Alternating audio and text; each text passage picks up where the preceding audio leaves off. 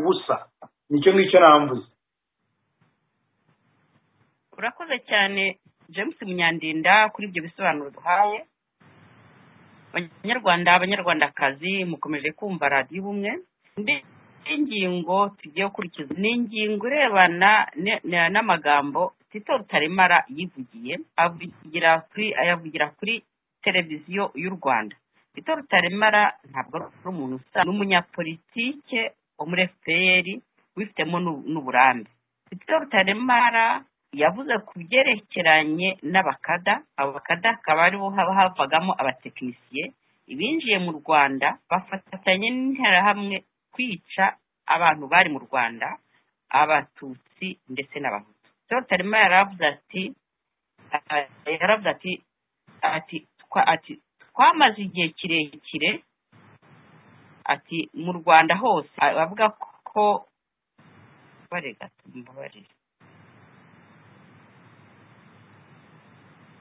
Tito Rutaremara yaravuze ati twamaze igihe kirekire ati abakada aribo icyo gihe abakada twabagereranya n'intore z'ubu ngubu, ati bari urubyiruko ngo rwasabwe kwinjira mu mashyaka yose yakoreraga mu Rwanda, ariko cyane cyane muri CDR, MRND, MD, amashyaka aregwa ubu ngubu amashyaka ubu ngubu araregwa ubu ngubu na FPR ko ariyo yateguye jenoside kandi akaba ariyo yishe abatutsi. Ati mu mujyi wa Kigali honyine hari amaserire y'izo ngo yabo $149. Ati kandi buri serire ngo yari igizwe n'intore n'abakada batanu. Abakada nibwo ndabagereranya n'intore kuko ni kimwe. Kavuga ati aboherejwe mu gihugu hose, ati abo bakada ntabwo bari baziranye, ati ahubwo ngo bayoborwa kandi bakada ngo bayoborwaga ubundi yabayoborwaga na Karenzi na Paul Kagame, nibo bari ibyegera byabo. Na Tito Rutaremara bo nabazi uko bakoraga. Ibyo rero bakoresheje ni ibintu bakoraga mu bwiru bukomeye no gucengera mu banyarwanda hose mu gihugu. None James Munyandinda wakomeje kenshi utubwira uti abatekinisiye binjiye mu gihugu bafatanya n'interahamwe. Uzi ko ari wowe wigeze kutubwira kuri Bisesero, mu Bisesero aho abatutsi baho bashize ndetse bakavuga ko abatutsi baho bishwe na FPR. None umucurabwenge wa FPR Inkotanyi ariwe Tito Rutaremara yabyivugiye amanywa ava avuga ati twari twarinjiye mu maserire yose, mu mashyaka yose, ahantu hose, mu bakozi ba leta, nta hantu batari bari. None Tito Rutaremara iyi mvugo yavuze urabona atamenye amabanga yabo. None se bazongera bahakane ko atari abafatanyacyaha nabo kuri jenoside batagizemo uruhare? Ubwo Kagame bavuga ko yaje atabara abatutsi, avuga ko ari umucunguzi wabo, batamufite bari gushira. Ariko none Tito we wari uri muri politiki yo hejuru, ntabwo ari umuntu usanzwe, yivugiye ko bari baracengeye mu mashyaka, kandi amashyaka muzi ukuntu yageze aho ngaho agacikamo ibice, yinjiye mu makozi ba leta, ndetse hari n'amakuru dufite ko bari barageze n'aho bajya gukora mu mago y'abantu. Aya makuru ya Rutaremara urayavugaho iki mu magambo avunaguye James Munyandinda?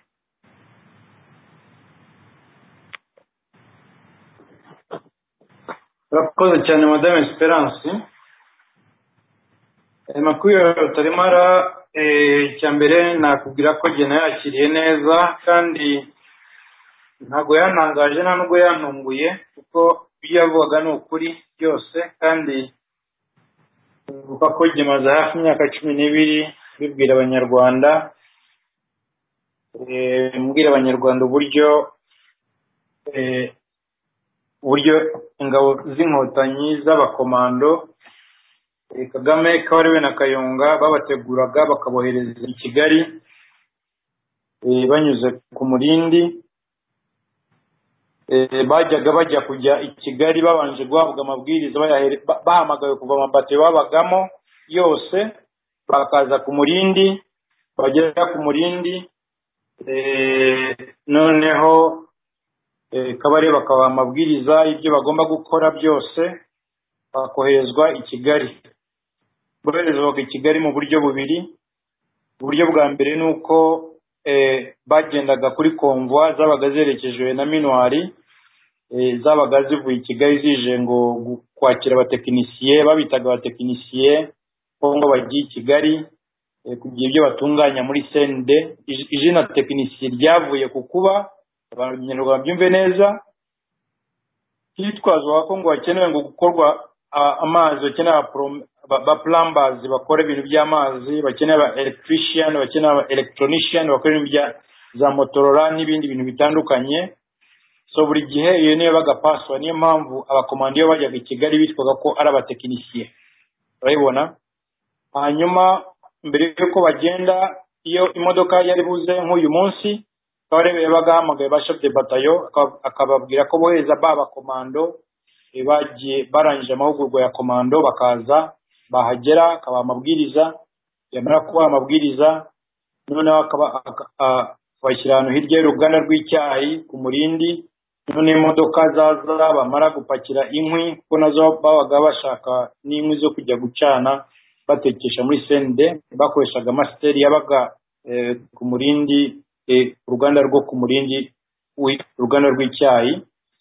Hanyuma masiteri yabaga ari nguce mw'ijambo gato. Hari ahantu uvuze wenda tutaragera kure, uti babaga bararangije amahugurwa ni amahugurwa yo gukora ayo mazi, ni amahugurwa yo gutwara inkwi, ni amahugurwa yayo? Ntaho bihuriye n'amahugurwa y'ibyo bareklamaga ko ngo bashaka ngo abatekinisiye bakora amazi cyangwa amashanyarazi. Aba ni abakomando babaga barize kwica bakoresheje imisyo, kwica bakoresheje amagrenade, imbunda, kwica birwanyeho n'amaboko yabo, bakoresheje amaboko yabo, ibintu nk'ibyo. Hanyuma mbere yuko bajya i Kigali, nk'uko twaje tubibwira abantu, bagendaga kuri izo convoy zabaga zizanye rimwe na rimwe abasivili, zabaga zizanye abasivili, ubundi zikaba zizanye n'abakada. Urumva mpamvu zazanaga abasivili? Abo basivili iyo zabazanaga bajyaga kwinjira igisirikare, ariko bazaga bambaye imyenda ya gisirikare bavuye muri CND. N'abantu babaga bagiye gusura inkotanyi?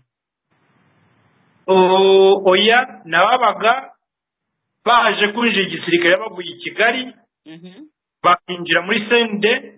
Kuri CND noneho Kayonga akabategura, akabuza imodoka ikabohereza ku Murindi.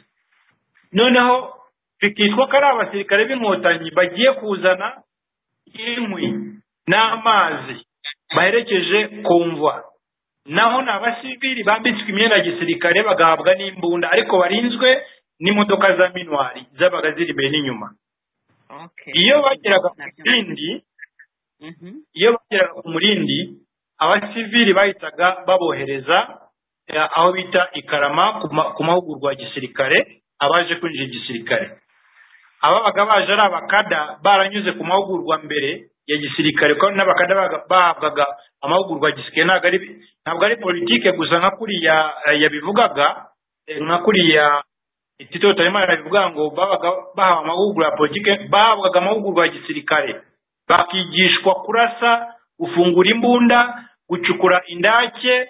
Urumva, bakamenya kugira ibyo bita kwikamafrejinga, kumenya ko bagomba kwisha umwanzi, kumenya uko nijoro bifata iyo barimo kwitegura umwanzi, uko nijoro mwijima bifata, uko bafata imbunda, uko batera amagrenade, byose barabyigaga, uko batera imisyo, ariko bakabyiga mu buryo bwo twita ni hasted training. Babyigaga igihe gito kubera ko babaga bakeneye ari benshi kuri tele.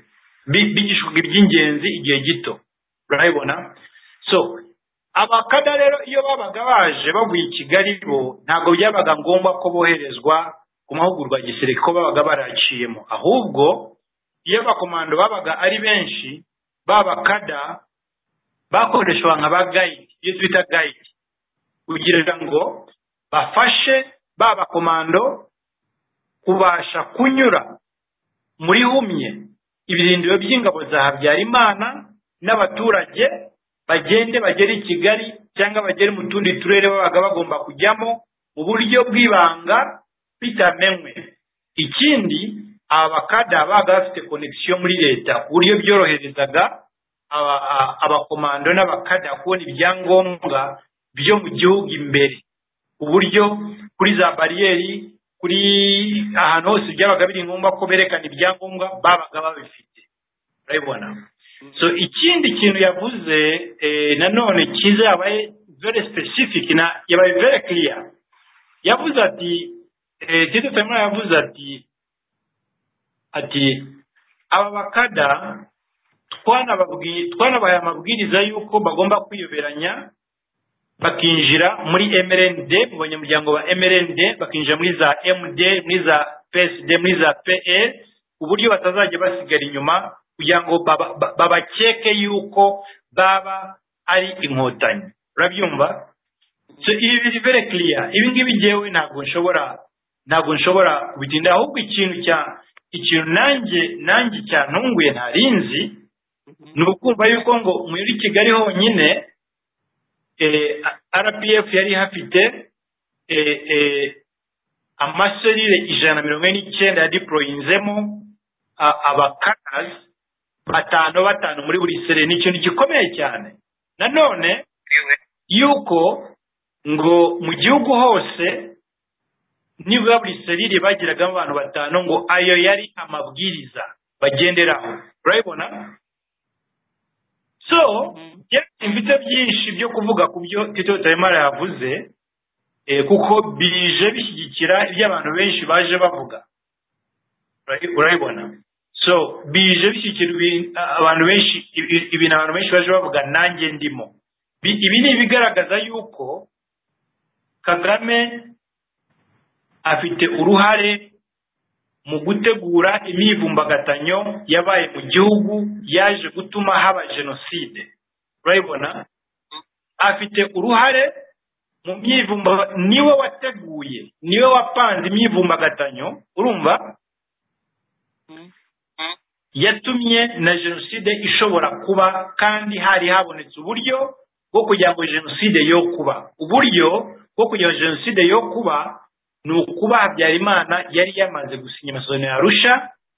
Icyasabwaga cyari kinasigaye ni ugushyiraho leta y'inzibacyuho yo FPR yagomba kuba iri muri iyo leta, muri iyo guverinoma urabibona. Ni ukuri kugeza n'uyu munsi nta muntu n'umwe wari wasobanura ukuntu iyo indege y'Imana itaraswa ku itariki 6 ukuntu jenoside yari kuba ku itariki 7, yari gutangira ku itariki 7. Ntibishoboka, ibinumvikana habe na gato.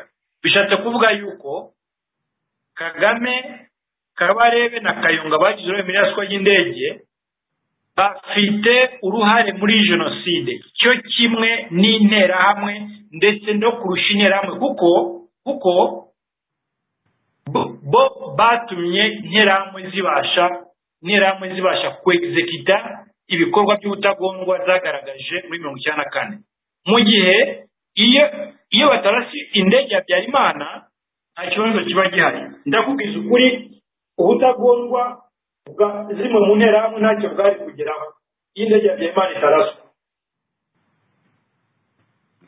Abanyarwandakazi mukomeje kumva radiyo umwe. James Munyandinda ndagushimiye cyane isobanuro duhaye. Akabazo rero nibaza, Tito Rutaremara amaze gushyira amabanga ya FPR inkotanyi ahagaragara, urabona ko yerekana ko umuryango yari arimo inkotanyi wafatanyije n'interahamwe, ko abatekinisiye avuga nabo barabicanyi. Urabona azabikira? Ese ntabwo ubwo yabashyize ku karubanda?